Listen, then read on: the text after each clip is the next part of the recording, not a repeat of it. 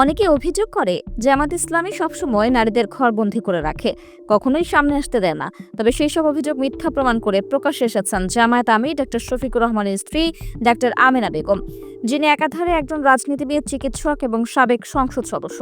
তিনি ডাক্তার আমেনা শফিক নামেই বেশি পরিচিত। আমেনা বেগম 5 জানুয়ারি 1985 সালে ডাক্তার শফিকুর রহমানের সাথে বিবাহ বন্ধনে আবদ্ধ হন। তিনি সিলেটের বিয়ানীবাজার উপজেলার কালাইউয়ারা গ্রামে জন্মগ্রহণ করেন।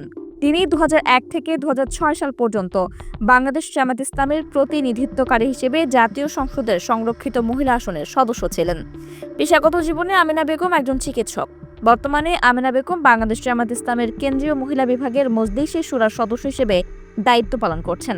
বুধবার বিকেলে রাজধানীর মণিপুর বালিকা উচ্চ বিদ্যালয় মাঠে মহিলা সমাবেশে ডাক্তার আমেনা বলেন, যাদের হাতে দেশ নিরাপদ সেই দেশপ্রেমিক শক্তিকে ভোট দেওয়ার আহ্বান জানাচ্ছি।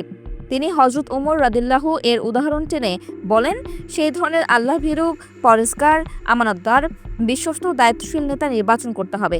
যেটা আমেনা বেগম বলেন, বাংলাদেশে একটা কাঙ্ক্ষিত দেশ গঠন করার সময়ের ব্যাপার। ইনশাআল্লাহ যদি আমরা সবাই ঐক্যবদ্ধ হই, আমরা সবাই যদি চেষ্টা করি, আগামী 12 তারিখে আমরা ভোট কেন্দ্রে যাব, নিজেদের বিবেকের রায় আমরা প্রদান করব এবং সৎ, যোগ্য, ইমানদার, আমানতদার প্রার্থী বাছাই করে নেব, যাদের হাতে দেশ ও জাতি নিরাপদ থাকবে। এ সময় ঢাকা 15 আসনের প্রার্থী জামায়াত ইসলামীর আমির ডক্টর শফিকুর রহমানের জন্য ভোট চান তিনি।